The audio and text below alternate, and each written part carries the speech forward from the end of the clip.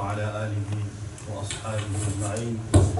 الصلاة والسلام عليك يا سيدي يا رسول الله وعلى آلك وأصحابك يا سيدي يا حبيب الله.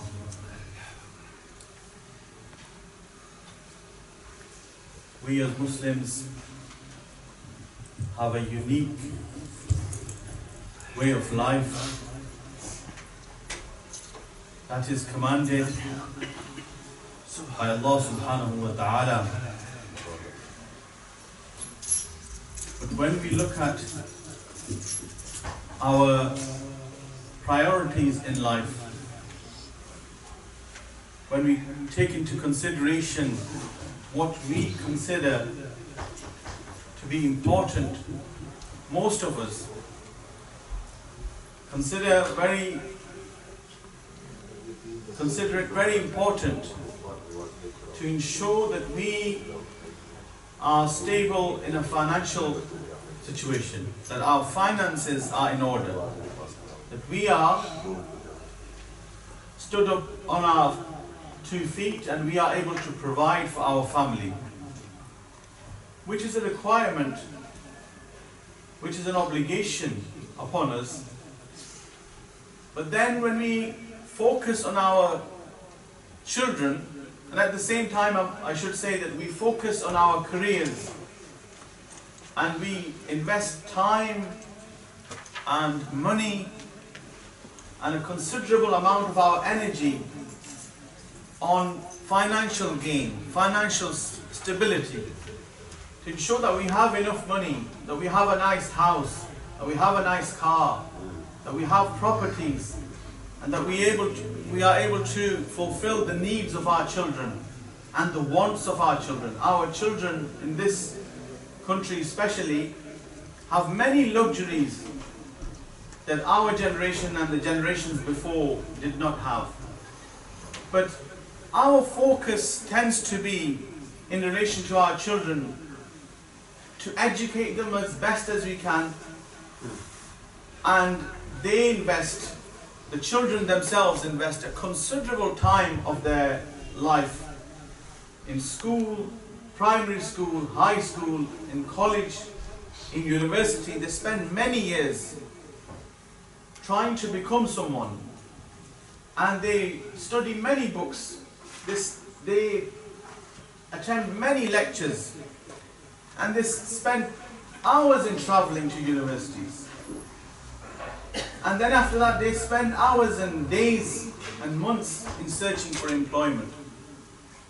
And once our son or our daughter, they have a good job, we feel that they have succeeded, that we have fulfilled our obligation to them and they have succeeded. We classify that as success. No doubt it is success to a certain level.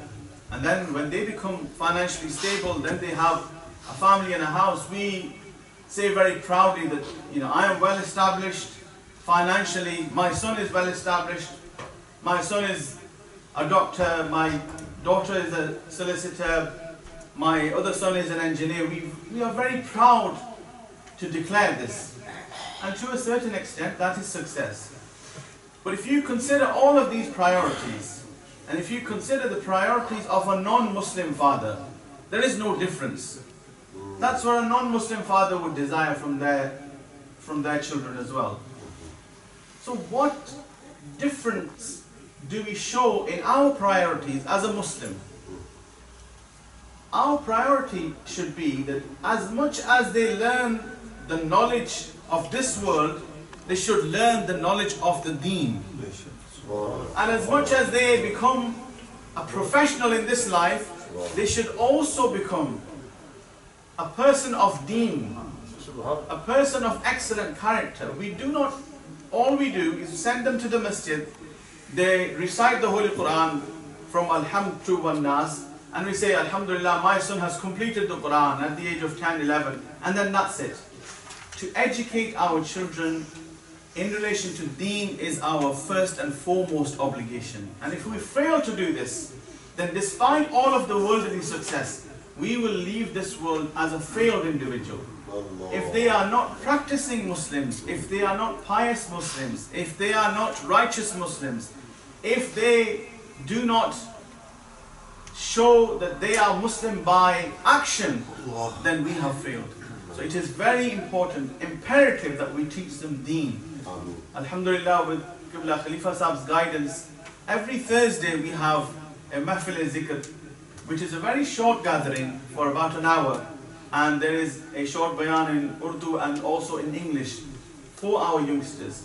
And I request all of you who are present here and all of your children to ensure that you bring them along to that Thursday gathering after Asr, approximately 7:15 until 8:30, so that they can learn some deen, they can have deen in their life, they can understand the importance of salah, zakat, namaz, hajj, and all of the obligations that they have upon them. May Allah subhanahu wa ta'ala, and in the coming holidays as well, ensure that they come to the Jumah prayer. It is very, very important that they learn as much deen as possible at this crucial age. Wa akhiru da'wana, alhamdulillah.